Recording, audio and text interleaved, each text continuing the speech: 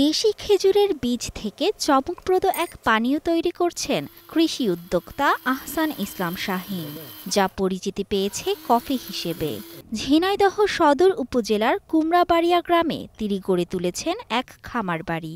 সেখানে লাগিয়েছেন নানা প্রজাতির গাছ। তবে সব ছাপিয়ে আলোচনায় এসেছে শাহীনের তৈরি খেজুর বীজের কফি।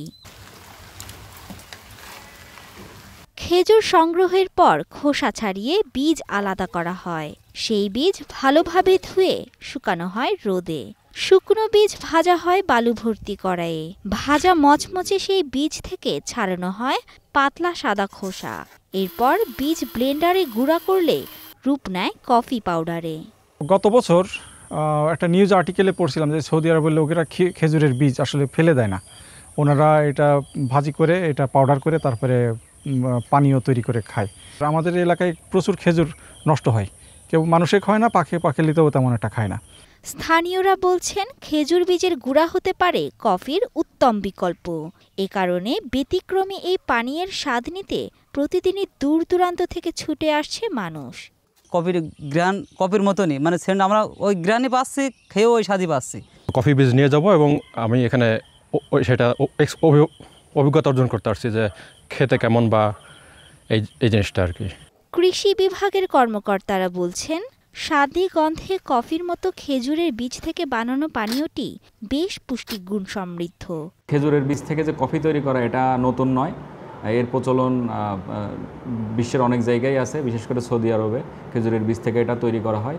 তো এর যে গুণাবলী যদি বিশ্লেষণ করা হয়, কিছু গবেষণাও দেখা যায় যে এখানে আপনার ক্যালসিয়াম, আয়রন, ফাইবার এবং জিঙ্ক এর উপস্থিতি রয়েছে। সাথে সাথে আপনার এটা অ্যান্টিঅক্সিডেন্ট সমৃদ্ধ এবং এতে কফিতে যে ক্যাফেইন রয়েছে, খেজুরের বীজের যে কফি, এটাতে ক্যাফেইনটা নেই। তো এটাকে আমরা কফির বিকল্প হিসেবে ধরে নিতে পারি। এবং কফি আমাদের দেশে যেহেতু ওইভাবে আবাদ হয় না, কফি বাইরে থেকে বেশিরভাগই আমদানি করা হয়। যদি এটাকে কফির বিকল্প হিসেবে ব্যবহার করা যায় তাহলে কফি আমদানিতে যে খরচ, এটা আস্তে আস্তে বাঁচবে এবং আমাদের কৃষকরাও এটাতে এগিয়ে আসবে। পুষ্টিবিদরা বলছেন, কফিতে ক্ষতিকর ক্যাফেইন থাকলেও খেজুর বীজের পানীয়তে সেটি নেই। ফলে মানব স্বাস্থ্যের জন্য কফির উত্তম বিকল্প হতে পারে এই পানীয়।